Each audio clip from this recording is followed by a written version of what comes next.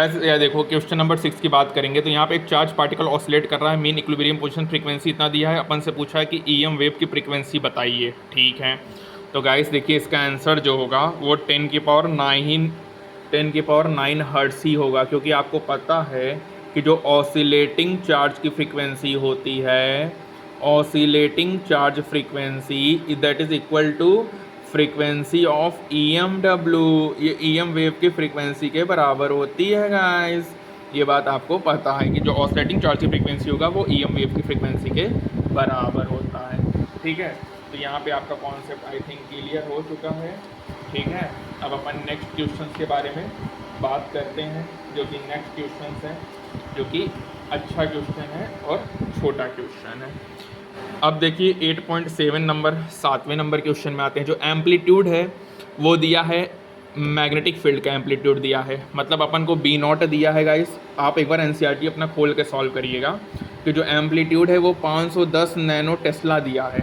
ठीक है, amplitude 510 nano Tesla दिया है और अपन से इलेक्ट्रिक फील्ड पूछा है। तो आपको पता है guys C is equal to E0 upon B0, और B0 कितना हो जाएगा E0 इंटू C, तो E0 हो जाएगा 510 इंटू 10⁻⁻9 इंटू 3 इंटू 10⁸, तो हो जाएगा गाइस कितना 1530 इंटू 10⁻⁻1 दैट इज 153 टेस्ला। ये आपका क्या आ गया गाइस, आंसर आ गया।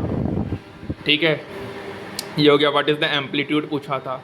अब गाइस यहाँ पे बात करेंगे 8.8 के बारे में कि सपोज करो कि electric field amplitude electromagnetic frequency इतना है, ई है, अपन से डिटरमाइन करो, और एक्सप्रेशन पूछा ई और बी का। ठीक है, तो देखो पहले गिवन क्या है 8.8 में। देखो E0 है 120 न्यूटन कुलाम, फ्रीक्वेंसी है 50 इंटू 10⁶ हर्ट्ज़।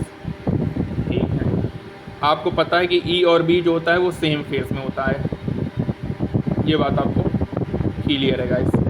ई है, एफ है, सी पूछा है that is E0 upon B0, तो E0 कितना हो जाएगा गाइस, सॉरी B0 पूछा है that is E0 by C. E0 कितना है 123 इंटू 10⁸ है, तो यहाँ से B0 हो जाएगा 4 इंटू 10⁻⁻7 टेस्ला, ये B0 आ गया। ठीक है, ओमेगा पूछा है, ओमेगा 2πf होगा, तो ओमेगा 2π इंटू फ्रीक्वेंसी कितना है 50 इंटू 10⁶ है, तो सॉल्व करेंगे गाइस दैट इज 10⁴ रेडियन पर सेकेंड आ जाएगा, ओमेगा आ गया। वेलोसिटी ओमेगा बाई के होता है, तो यहाँ से के आ जाएगा that is omega by v. Omega है 10⁴ और वेलोसिटी हो जाएगा 3 इंटू 10⁸, तो यहाँ से गाइस के सॉल्व करने पे आ जाएगा 0.33 पाई इंटू 10⁻⁻12। ठीक है, फिर अब के से क्या हो जाएगा, K is equal to 2π by lambda हो जाएगा, तो लैम्डा कितना हो जाएगा गाइस 2π बाई के, तो लैम्डा की वैल्यू आ जाएगी 2π अपॉन के सॉल्व किए थे 0.33 पाई इंटू 10⁻⁻12, तो यहाँ से गाइस लैम्डा जो होगा वो लमसम आ जाएगा आपका 6 इंटू 10⁻12 मीटर, तो गाइस लैम्डा भी आ गया। ठीक है, के भी आ गया, ओमेगा भी आ गया और सी भी आ गया, तो गाइस एक्सप्रेशन लिखेंगे तो ये हो जाएगा 120 sine 0.33 pi into 10⁻⁻12x minus sorry plus 10⁻⁻4 pi into T आ जाएगा। इसी तरह बी क्या होगा guys 4 into 10⁻⁷ sine 0.33 pi into 10⁻⁷x plus 10⁻⁻4 pi T, ये एक्सप्रेशन आ गया गाइस। ठीक है, तो ये हमारा ई और बी का एक्सप्रेशन आ जाएगा 4 पाई इंटू टी। तो ये हमारा 8.8 गाइस कंप्लीट हो रहा है। ठीक है, 8.8 हमारा कंप्लीट हो गया। अब अपन गाइस बात करेंगे 8.9 के बारे में।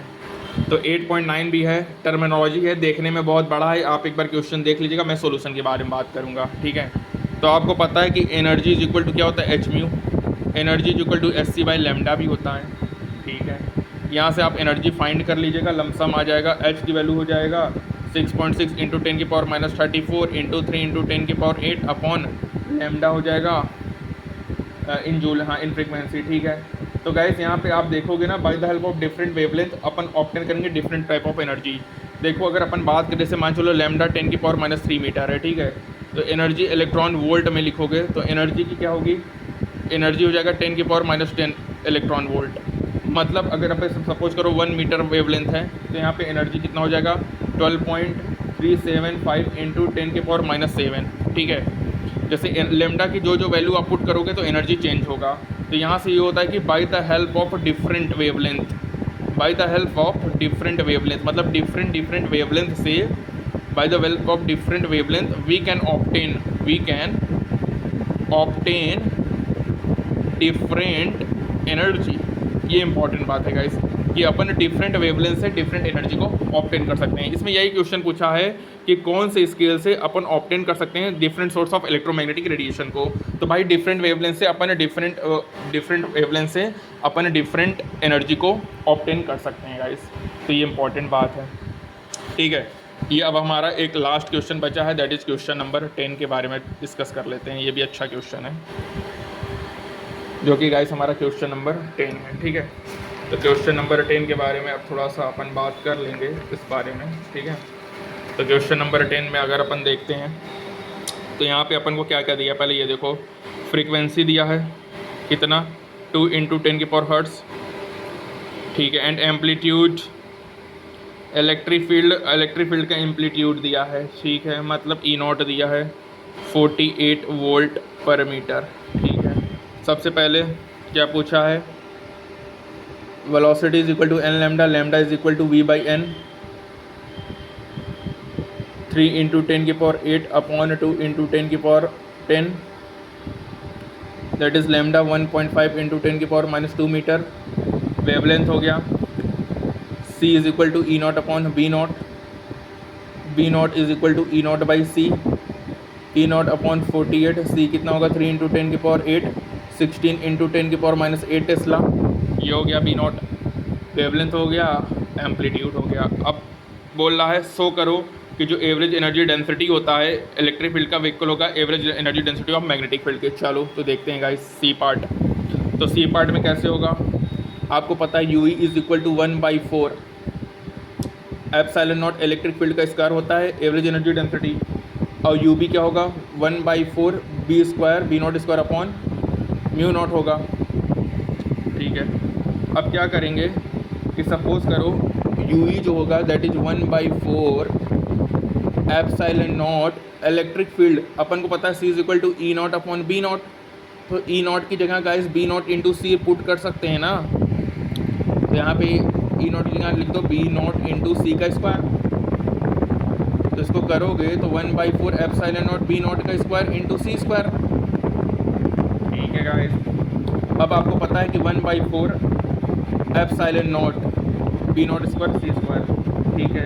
अपन को पता है कि C क्या होता है 1/√μ0 एप्सिलॉन नॉट, C² को क्या देख सकते हो 1/μ0 एप्सिलॉन नॉट, तो C² की जगह वो पुट कर दो, तो B0² × 1/μ0 epsilon naught, epsilon naught cancel हो गया तो हो जाएगा 1/4 B0² अपॉन μ0। तो गाइस यहाँ पे प्रूव्ड हो गया ना, ये देखो ये और ये, हेंस प्रूव्ड हो गया। फिर से नहीं है, फिर समझो। आपको पता है कि एवरेज एनर्जी डेंसिटी क्या होता है 1/4 epsilon naught electric field peak का स्क्वायर होता है, और मैग्नेटिक फील्ड ये UE होगा UB होगा 1/2 B0² अपॉन μ0 ये होता है। अब तुमको प्रूव करना है कि इसके बराबर होगा, तो अपन को पता है C is equal to E0 upon B0 होता है, तो E0 क्या होगा B0 × C होगा, तो उस पर पुट करो तो U is equal to 1/4 epsilon naught, और इधर लिख दो B0 × C का स्क्वायर, तो हो जाएगा 1/4 एप्सिलॉन नॉट B0² × C²। अपन को पता है कि velocity is equal to 1/√μ0 epsilon naught होता है, मतलब C² को लिख सकते हो 1/μ0 एप्सिलॉन नॉट, यहाँ पे पुट कर दो 1/4 epsilon naught B0² × 1/μ0 epsilon naught, ये कैंसिल हो गया तो जाएगा B0² अपॉन 4μ0, तो ये हेंस क्या हो गया, हेंस प्रूफ हो गया। और ये देखो हमारा पूरा कंप्लीट हो गया है गाइस, ठीक है।